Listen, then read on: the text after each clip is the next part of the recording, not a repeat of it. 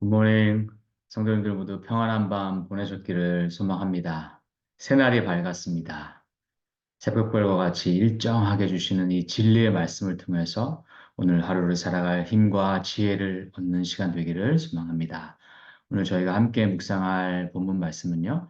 마가복음 4장 21절에서 29절 말씀입니다. 이 말씀을 제가 봉독해 드리겠습니다. 또 그들에게 이르시되 사람이 등불을 가져온 것은 말 아래나 평상 아래에 두려 함이냐 등경 위에 두려 함이 아니냐 드러내려 하지 않고는 숨긴 것이 없고 나타내려 하지 않고는 감추인 것이 없느니라. 들을 귀 있는 자는 들으라. 또 이르시되 너희가 무엇을 듣는가 스스로 삼가라. 너희의 헤아리는 그 헤아림으로 너희가 헤아림을 받을 것이며 더 받으리니 있는 자는 받을 것이요 그 있는 것까지도 빼앗기리라. 또 이르시되 하나님의 나라는 사람의 씨를 땅에 뿌린 것 같으니 그가 밤낮 자고 깨고 하는 중에 씨가 나서 자라되 어떻게 그리 되는지를 알지 못하느니라. 땅이 스스로 열매를 맺되 처음에는 싹이요 다음에는 이삭이요 그 다음에는 이삭의 충실한 곡식이라. 열매가 익으면 곧 낫을 되나니 이는 추수 때가 이르렀습니다. 아멘.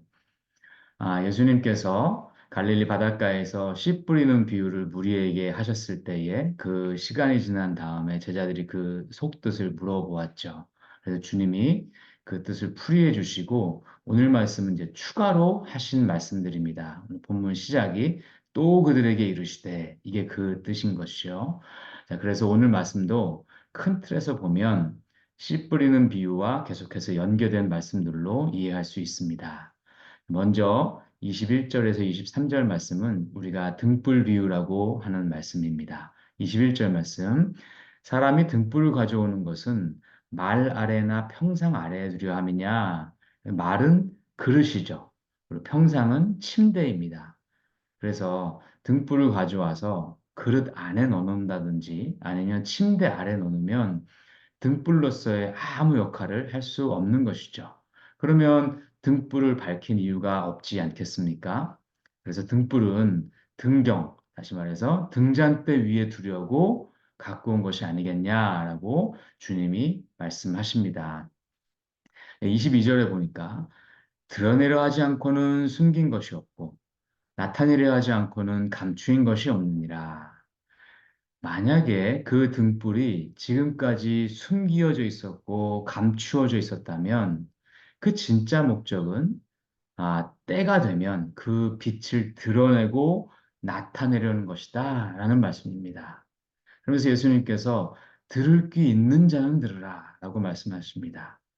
이 뜻을 깨달을 수 있는 하나님의 지혜가 있는 자들은 들어라 라는 말씀이 되는 것이죠. 성도 여러분, 등불은 이미 우리가 이제 성소 때부터 잘 알고 있죠. 이건 이제 진리의 말씀을 상징합니다. 그렇다면 특별히 구약의 말씀에서 어떤 말씀이, 누구에 대한 말씀이 그토록 오랫동안 숨기워져 있고 감추어져 있었습니까? 그렇습니다. 메시아 예수님에 대한 말씀들이 감추어져 있었습니다. 그래서 여기서 말하는 등불은 바로 예수 그리스도이십니다. 구약 시대 때에는 구약의 말씀에서는 아주 제한적으로 부분적으로만 계시되어 있던 그리스도에 대한 말씀이 이제 하나님의 때가 되니까 등경 위에 등잔대 위에 밝히 드러나고 있는 것이죠. 성도 여러분, 주님께서 이 말씀을 왜 하고 계십니까? 비유가 뭔지를 설명하면서 이 말씀을 해주고 있습니다. 비유는 그것을 들을 때는 그 뜻이 가리워져 있습니다. 나중에 그 뜻을 알고 나야 아하라고 이해가 되는 게 비유입니다. 마치 메시아 예언처럼 말씀입니다. 예수님은요, 비유로 말씀하시면서 비유가 뭔지를 풀어주시면서 마치 비유와 같이 오신 자기 자신의 이 모든 숨겨져 있는 것들을 지금 밝혀주시는 것입니다. 참 오묘합니다. 성경에 이렇게 재밌는 것은 이런 점인 것 같아요. 이 감추어져 있던 뜻들이 계속해서 드러나기 때문입니다. 그래서 성경을 한 번을 읽을 때, 또 100번을 읽을 때 지겹지가 않지 않습니까? 안 보이던 것들이 보이지 않습니까? 이러한 새로운 발견의 기쁨을 우리가 성경을 읽을 때마다 충만히 누리시는 그러한 저와 여러분 되시기를 축복합니다. 24절, 25절 말씀입니다. 또 이르시되 너희가 무엇을 듣는가 스스로 삼가라. 삼가는데 삼가야 되는 그 듣는 내용이 따라옵니다. 그 듣는 내용이 뭐냐면 너희의 헤아리는 그 헤아림으로 너희가 헤아림을 받을 것이다. 이게요, 유대인 속담입니다. 그러니까 너희가 재는 저울로 너희에게 재어줄 것이다. 라는 이 유대인 속담이 있어요. 그러니까 당시에 상거래할 때 저울추를 두 개 쓰지 말아라. 그러니까 팔 대 저울추와 살 대 저울추가 다르면 안 된다. 이런 율법이 있었지 않습니까? 신명기 25장 13절 말씀 보면 너는 주머니에 같지 않은 저울추, 곧 큰 것과 작은 것을 넣지 말 것이며, 라고 말씀합니다. 이제 공정거래를 강조하는 율법이요, 속담인 것이죠. 그런데 예수님은 이 율법, 이 속담을 너희가 삼가라고 말씀하고 계시는 겁니다. 왜 그럴까요? 이 율법은요, 세상에는 맞는 율법입니다. 이 시장에서는 맞는 율법입니다. 그런데 지금 주님께서 말씀하고 계시는 하나님 나라에는 맞지 않는 율법입니다. 하나님 나라는요, 어떤 이런 공정성, 비례성으로 받는 것이 아닙니다. 우리가 앞서 해 주셨던 씨 뿌리는 비유만 봐도요, 어떤 땅에는요, 그 똑같이 씨를 뿌렸지만 전혀 열매가 맺히지 않고요. 어떤 땅에는요, 30배, 60배, 100배 열매가 맺혀요. 그렇다면 천국은요, 내가 노력한 만큼 얻는 곳이 아닙니다. 이 비례성으로 얻을 수 있는 곳이 아니란 말씀입니다. 우리가 누리는 영생만 봐도 그것은 확실합니다. 우리가 영생을 얻는 데에, 누리는데 무슨 노력해서 얻지 않았습니다. 그저 하나님의 은혜로 선물로 받은 것입니다. 반대로 이러한 하나님의 은혜를 우리가 거부하면, 정말 계속해서 거부하면 있는 것들도 다 빼앗기는 것이 천국입니다. 25절 말씀이죠. 있는 자는 받을 것이요 얻는 자는 그 있는 것까지도 빼앗기리라. 이것이 이런 것들이 일어나는 것이 천국입니다. 26절 말씀입니다. 또 이르시되 하나님의 나라는 사람이 씨를 땅에 뿌린 것 같으니, 그러니까 사람이 씨를 땅에 뿌리고 나면요, 그 사람이 그 뿌린 씨를 계속해서 24시간 동안 돌보는 것은 아니지 않습니까? 그 씨 뿌린 다음에 그 씨 뿌린 사람은 집에 가서 밥도 먹고 잠도 잡니다. 그런데 그가 자고 깨고 하는 중에 씨는 알아서 계속해서 자라납니다. 그래서 씨가 자라는 것은 그 씨 뿌린 사람의 수고가 아닙니다. 28절 말씀처럼 땅이 스스로 그 열매를 맺어갑니다. 그래서 이 비유도 그 씨 뿌리는 비유의 연속선상에 있는 것입니다. 사람이 뿌린 씨는요, 말씀이죠. 진리의 말씀, 빛된 말씀, 바로 복음입니다. 그것을 계속해서 뿌리는 겁니다. 그런데 이 복음을 뿌리는 자는 그냥 그 씨만 뿌리는 거예요. 그 열매가 얼마나 맺힐 것인가에 대한 책임을 그 사람에게 묻지 않습니다. 이렇게 뿌려지면 땅이 스스로 그 열매를 맺어가죠. 앞서 비유에서 땅은 우리 마음이었습니다. 그래서 그 마음밭만 잘 가꾸어져 있으면 뿌려진 씨앗은요, 그 땅이 스스로 열매를 맺어 갑니다. 그런데 땅은 누구 것입니까? 레위기 25장 23절 말씀입니다. 토지를 영구히 팔지 말 것은 토지는 다 내 것임이라. 하나님께서 땅에 대한 소유권을 자기에게 있음을 강조하고 계십니다.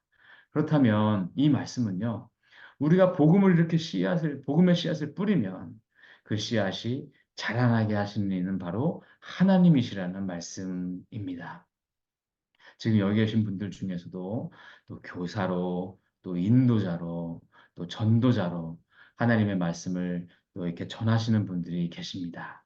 이 말씀 꼭 기억하시기 바랍니다. 우리가 씨를 뿌리면 하나님이 자라게 하십니다. 자, 그렇게 해서 열매가 익어지면 추수 때가 되고요. 29절 말씀처럼 낫을 되게 됩니다. 추수 때는 종말과 심판의 때를 상징하는 말씀이죠. 그때가 되면 낫을 되는 추수꾼이 있을 것이고요. 또 알곡과 쭉정이를 구분하는 분이 계실 것입니다. 그래서 우리 주님께서 마태복음 3장에서 말씀하셨던 것처럼 알곡은 창고에 거두시고 쭉정이는 불에 태우실 것입니다. 이러한 일들이 일어나는 곳이 바로 하나님 나라입니다. 그러니 앞서 말씀하신 것처럼 천국에서 일어나는 일 중에서 우리가 뭘 열심히 해서 얻을 것이 하나라도 있겠습니까? 씨도 하나님 말씀이요. 뿌려진 씨를 자라게 해서 열매 맺으시는 분도 하나님 것이요. 그 열매를 거두시는 분도 하나님이십니다. 또 반대로 마음밭이 강팍해서 결실을 맺지 못하면 그 또한 심판하실 분도 우리 하나님이십니다. 사랑하는 성도 여러분, 이렇게 모든 열매 맺는 과정이 다 하나님이 하시는 일인데 우리 인간이 해야 될 것이 딱 하나 있습니다. 그거 뭡니까?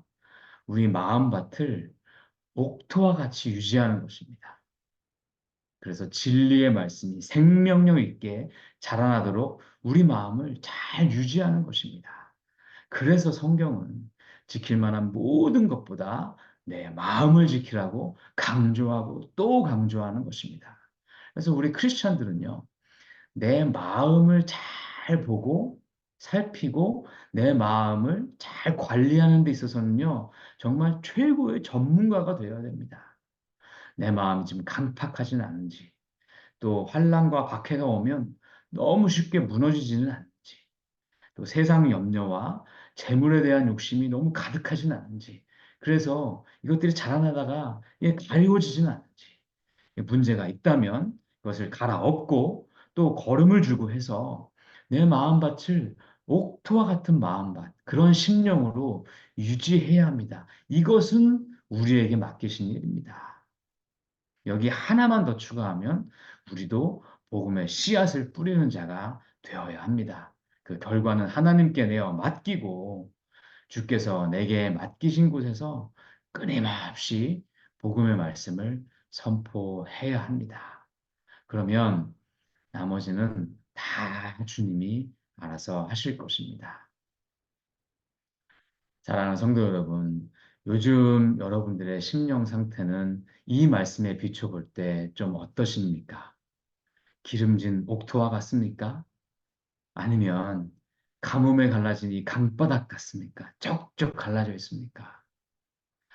오늘 우리가 이 말씀 들으면서 나의 심령을 좀 돌아보았으면 좋겠습니다. 그래서 만약에 우리 마음이 정말 이렇게 정말 말라 비틀어져 있다면 이 시간에 정말 주님이 부어주시는 그 귀한 은혜가 이 아론의 이 수염을 따라 흐르는 기름과 같이 우리 심령에 이게 부드럽게 흘러 들어가기를 축복합니다.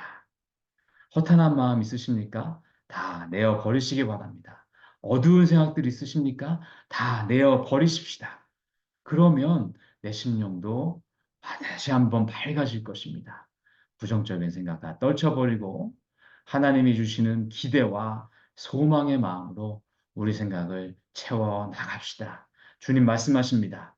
너희를 향한 나의 생각을 내가 아나니 평안이요 재앙이 아니니라. 너희에게 미래와 희망을 주는 것이니라. 오늘 하루 동안 이런 귀한 은혜가 우리 마음 가운데, 우리 심령 가운데 충만하게 임하시기를 주님의 이름으로 축원드립니다. 우리 함께 기도하시겠습니다. 사랑의 아버지 하나님, 오늘 우리의 심령 가운데 주님께서 귀한 은혜로 함께 해주심에 감사드립니다. 저희가 저희 심령을 돌아봅니다. 내 마음밭을 돌아봅니다.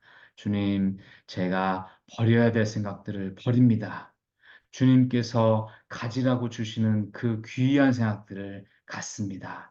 그래서 내 심령이 주님께서 심기어 주신 이 귀한 진리의 복음의 말씀이 계속해서 자라나서 30배, 60배, 100배의 열매를 맺어 나가는 귀하고 아름다운 옥토와 같이 쓰임 받기 원합니다. 인도하여 주시옵소서. 우리에게 주시는 하나님의 마음은 평안입니다. 소망입니다. 이 말씀 부여잡고 오늘도 앞으로 나아가는 저와 성도님 될 수 있도록 주님께서 축복하여 주시옵소서. 감사드리며 우리 주 예수 그리스도 이름 받들어 기도하옵나이다. 아멘. 감사합니다. 오늘 함께 기도 제목 나누겠습니다. 우리 주신 말씀 생각하시면서 주님께서 내 마음 가운데 버리시기 원하시도록 심령으로 또 터치해 주신 말씀 있으면 그것들을 버리겠노라고 하나님께 선포하고 주님께 결단하는 그러한 기도를 하시기 바랍니다. 또 우리 교회를 위해서 계속해서 기도해 주시면 감사하겠습니다. 우리 교회가 정말로 하나님께서 기뻐하시는 교회, 주님이 통치하시는 교회, 성경적 가치관이 평안하게 다스리는, 이루어지는 그러한 교회 되게 해달라고 계속해서 기도해 주시기 바랍니다.